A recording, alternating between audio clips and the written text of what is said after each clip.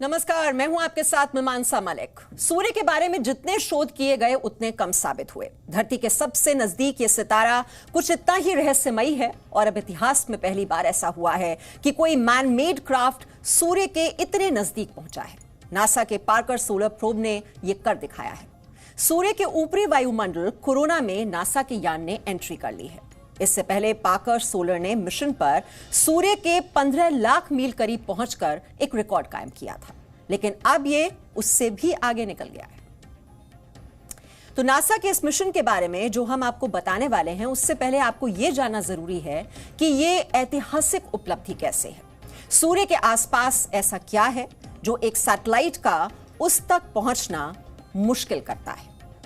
पृथ्वी की तरह सूर्य की कोई ठोस सतह नहीं है, बल्कि आग का ये गोला कई तरह के सोलर मटेरियल से बना हुआ है। जैसे जैसे तापमान और दबाव बढ़ता है, एनर्जी इन सारे सौर कणों को, सोलर मटेरियल को सूर्य से दूर धकेलती है और एक ऐसा पॉइंट आता है जहां ग्रेविटी और मैग्नेटिक फील्ड कमजोर पड़ जाते हैं। यही वो जगह है जहां सूर्य का वातावरण यानी सोलर एटमॉस्फेयर, जिसे कोरोना भी कहा गया है, वो खत्म होता है और सोलर विंड शुरू होती है, जो आगे सोलर सिस्टम और हमारी धरती तक पहुंचती है। सोलर विंड सैटेलाइट्स को खत्म कर सकती है, लेकिन नासा के पार्कर सोलर प्रोब ने 3 बार इस सीमा में एंट्री की। उसके बावजूद वो सूर्य से करीब 1 करोड़ किलोमीटर दूर था।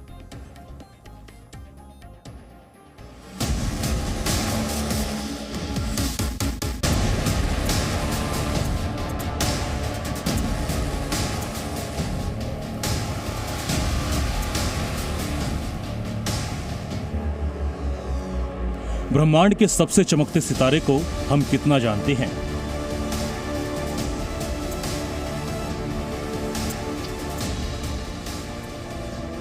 सूर्य के कितने करीब जाया जा सकता है?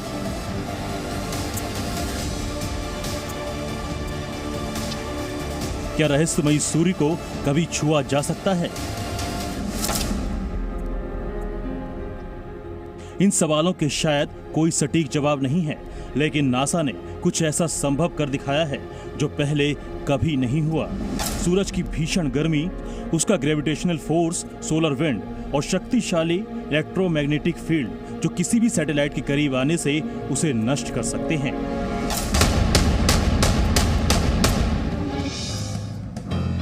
उसके बीच नासा का सोलर प्रोब सूर्य के सबसे नजदीक पहुंच गया। सूर्य के ऊपरी वायुमंडल, जिसे कोरोना कहा जाता है, जहां नासा के यान ने एंट्री कर एक नया रिकॉर्ड बनाया है। सूर्य की ऐसी अद्भुत तस्वीरें शायद ही आपने कभी देखी होंगी।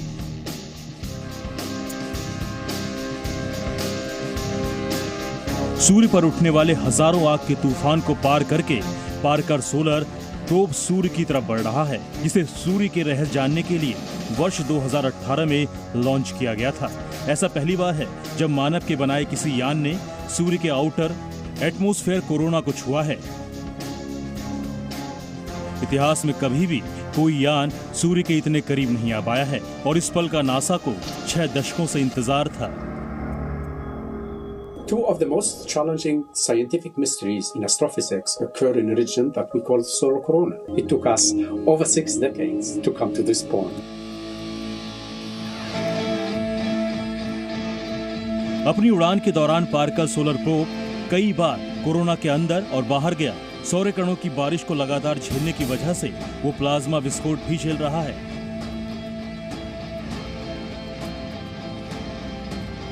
लेकिन गनीमत है कि वैज्ञानिकों ने पहले से इसका अनुमान लगाते हुए इस यान को डिजाइन किया है। इसी खास डिजाइन की वजह से ये यान अब तक बचा हुआ है।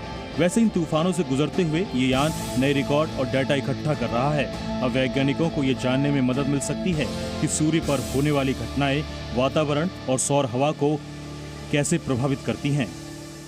Parker Solar Probe is touching the sun. This is a dream come true. One of the major goals for the Parker Solar Probe mission is to fly through the solar corona, and we are doing that now. साल 2018 अगस्त में सूर्य को करीब से देखने और समझने के लिए नासा द्वारा रवाना किया गया ये यान अभी और आगे जाएगा। इस यान के अंदर लगे इक्विपमेंट्स को बचाए रखने के लिए खास किस्म की तकनीक का इस्तेमाल किया गया है।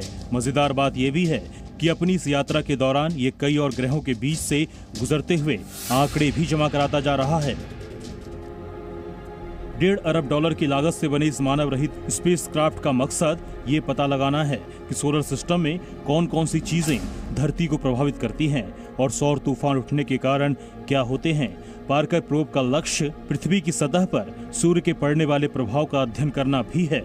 अगर पार्कर सोलर प्रोब ऐसा करने में कामयाब होता है तो विज्ञान की दुनिया में अब तक ये सबसे बड़ी उपलब्धि हो सकती है। इस प्रोजेक्ट की घोषणा 2009 में हुई थी। पार्कर सोलर प्रोब स्पेसक्राफ्ट को अमेरिका की जॉन हॉपकिंस यूनिवर्सिटी के अप्लाइड फिजिक्स लैब में तैयार किया गया है। ये नासा का पहला स्पेसक्राफ्ट है जिसका नाम एक जीवित वैज्ञानिक के नाम पर रखा गया। शिकागो यूनिवर्सिटी के भौतिक शास्त्री यूजीन पार्कर ने 1950 के दशक से बाहरी सौर मंडल के बारे में कई महत्वपूर्ण सिद्धांत और अध्ययन सौंपे हैं और उन्हीं की थ्योरी के बेसिस पर इस मिशन की नींव रखी गई। ब्यूरो रिपोर्ट, जी मीडिया। और आइए अब आपको नासा के पार्कर सोलर प्रोब के मिशन के बारे में बताते हैं। पार्कर सोलर प्रोब के 3 मिशन हैं। पहला मकसद है सोलर विंड एनर्जी के बारे में जानना, यानी सूर्य की वो ऊर्जा जो धरती तक पहुंचती है। दूसरा मकसद क्या है? दूसरा मकसद है मैग्नेटिक फील्ड्स के बारे में जानना। और तीसरा मकसद सूर्य के करीब पहुंचकर इस मिस्ट्री स्टार की जानकारी जुटाना। तो 3 मिशन हमने आपको बताए और पार्कर सोलर प्रोब की सूर्य यात्रा के बारे में भी आपको और जानकारी दे दें। पार्कर की जो ये सूर्य यात्रा है, साल 2021 में इसका पहला चरण शुरू हुआ। कोरोना यानी सूर्य के ऊपरी वातावरण में एंट्री की। इस दौरान सूर्य से इसकी दूरी जो थी वो 1,31,00,000 किलोमीटर से भी ज्यादा थी। दिसंबर 2021 में दूसरे चरण की शुरुआत हुई। इस दौरान वो सूर्य से 69 लाख किलोमीटर दूर था। और साल 2025 में इसका अंतिम चरण होगा। इस दौरान यह सूर्य के सबसे करीब होगा।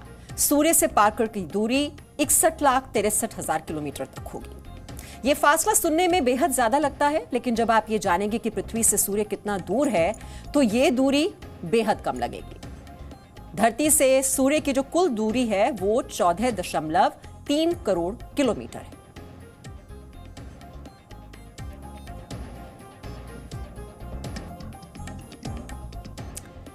ऊंचे पहाड़ों पर जमी बर्फ या बर्फ के पहाड़ यानी ग्लेशियर अगर पिघल जाएं तो क्या होगा अगर नदियों का पानी ही खत्म हो जाए या फिर समंदर में पानी इतना बढ़ जाए कि हमारी धरती ही डूब जाए? कभी इस बारे में आपने सोचा है? अगर नहीं तो सोचना शुरू कीजिए, क्योंकि जलवायु बदल रही है और ग्लेशियर पिघल रहे हैं।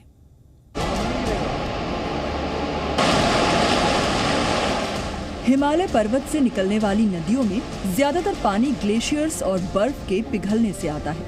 लेकिन अगर धीरे धीरे सारे ग्लेशियर पिघल जाएं, तो क्या होगा? दूर की सोच कर चलने वाले हम इंसान शायद अभी इस बारे में नहीं सोच पा रहे, लेकिन वैज्ञानिकों का मानना है कि यह खतरा बड़ा है और इसका सीधा असर लोगों की जिंदगी पर भी पड़ेगा। सबसे पहले आपको ये बताते हैं कि खतरा कहां और कितना बड़ा है। ये रिसर्च हिमाचल प्रदेश के नदी बेसिन को लेकर है। सैटेलाइट्स के जरिए ग्लेशियर्स की मैपिंग की जाती है, जिसमें ये पता चलता है कि पिछले 20 वर्षों में ग्लेशियर्स पिघले हैं। हिमाचल प्रदेश के 4 बड़े नदी बेसिन में ये बदलाव देखे जा रहे हैं।